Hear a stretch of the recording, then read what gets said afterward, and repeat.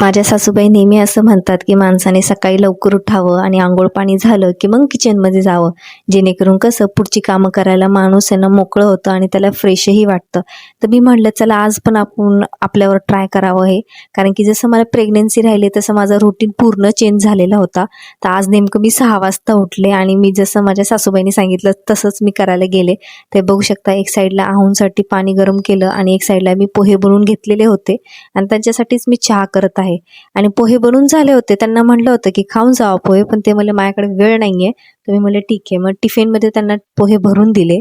पोहे भरल्यानंतर आलू भुजिया पण घेतला होता. मग त्यांच्यासाठी चहा काढला, त्यांना चहा दिला आणि स्वतःसाठी एका प्लेटमध्ये पोहे काढून घेतले. हे बघू शकता, ते त्यांचा चहा पित आहेत आणि इकडं माझं चाललंय नाश्ता खाण्याची तयारी. मी पाणी पिते, मी चहा बिलकुल नाही पिते आणि वरनं मस्ती चालली त्यांची माझ्यासोबत, बघू शकता तुम्ही.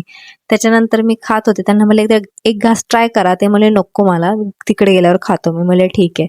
त्याच्यानंतर मी झोप काढली. खरं तर सांगू, नाश्ता केला की मला अक्षरशः झोपच लागते. झोप झाल्यानंतर दुपारचे 12:30 झाले होते ना, मी म्हणलं पटकन स्वयंपाकाला लागते, कारण की हे येणार होते घरी जेवायला 2 वाजता. तर म्हणलं पटापटा उरकून घेते आणि वरनं माझी मांजर बघा बाथरूममध्ये जाऊन बसते. का? कारण की तिला पाल पाहिजे असते.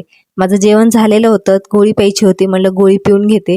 गोळी पिल्यानंतर संध्याकाळचे 6 वाजत होते. मी म्हणलं अरे यार, आज अमावस्या, दीप अमावस्या आहे ना, तर म्हणलं पटापटा आपले कपडे सुकवून घ्यावं, झाडू मारून घ्यावं. ते बघू शकता, हेच माझं काम चालू होतं.